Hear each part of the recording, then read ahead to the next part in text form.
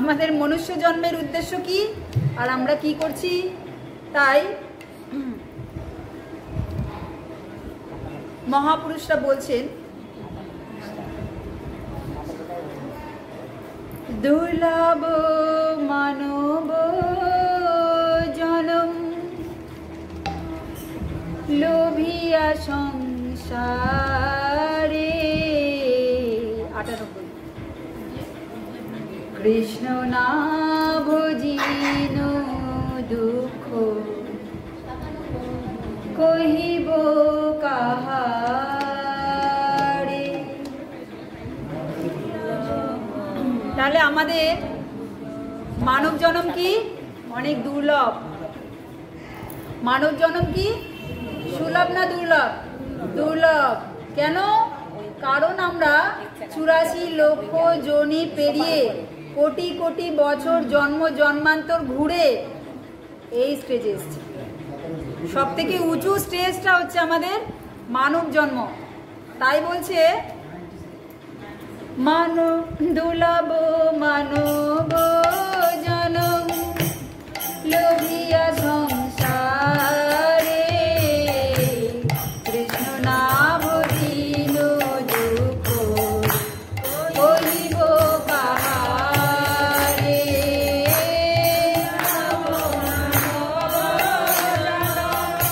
লোভিয়া সংসারে কৃষ্ণ না ভজিন দুঃখ কহিব কাহারে। তাহলে দুর্লভ মানব জন্ম হয়েও যদি আমরা কৃষ্ণ ভজন না করি, আমরা ভক্তি না করি, আমরা যদি ভগবানকে জানার চেষ্টা না করি, আমরা নিজেদের জানার চেষ্টা না করি, তাহলে এর থেকে বড় দুঃখ আর কিছু আছে? নেই। আমরা লুডো খেলি তো, লুডোর পেছনে কি থাকে? সাপ। সাপ খেলা।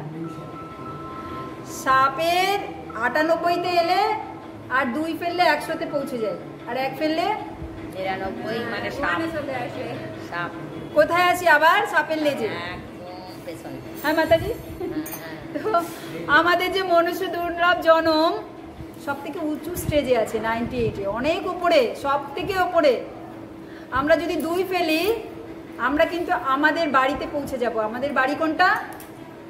এটা আমাদের নিজের নিজের যার যার ঘর বাড়ি, সেটা বাড়ি? বিদেশ। বিদেশে আছি যার যার। হ্যাঁ, আমরা এসছি বিচ্ছিন্ন হয়ে যাওয়ার জন্য।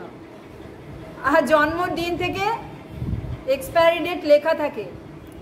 আমরা এসছি, মিলিত হয়েছি বিচ্ছিন্ন হওয়ার জন্য। তো এটা হচ্ছে আমাদের বিদেশ। তাহলে আমাদের বাড়ি হচ্ছে ভগবানের জায়গা, ভগবানের ধাম, ভগবত ধাম। তো 2 ফেলতে হবে। এক হচ্ছে এই 2টা কি? এক হচ্ছে আমাদের ভক্তি, আর 2 হচ্ছে ভগবানের কৃপা। এই 2 যদি ফেলি আমরা 100তে পৌঁছে যাব, অর্থাৎ ভগবানের জায়গায় পৌঁছে যাব। কিন্তু যদি 1 ফেলি, অর্থাৎ 1 মানে কি? আমাদের সকাল থেকে রাত পর্যন্ত ভগবানের কৃপা আমাদের আছে, হ্যাঁ কি না? না হলে আমরা আজ এখানে কেন? ভগবানের 100% কৃপা আছে, আছে কি না? কিন্তু আমাদের ভক্তি নেই। যদি কি হবে? তাহলে 1 হবে। ভগবানের কৃপা তো আছে কিন্তু ভক্তি নেই, তাহলে কি হলো? 1। তাহলে আমরা কোথায় যাব? 84 লক্ষ জনিতে, যেখান থেকে আমরা উঠে এসেছি। কোথা থেকে আমরা উঠে এসেছি? জলজ প্রাণী থেকে। জলজ প্রাণী, পক্ষী, পশু, বৃক্ষ, কীটপতঙ্গ, তারপরে মনুষ্য। তাও আবার 4 লক্ষ মনুষ্য। তো সেখানে পৌঁছে যাব।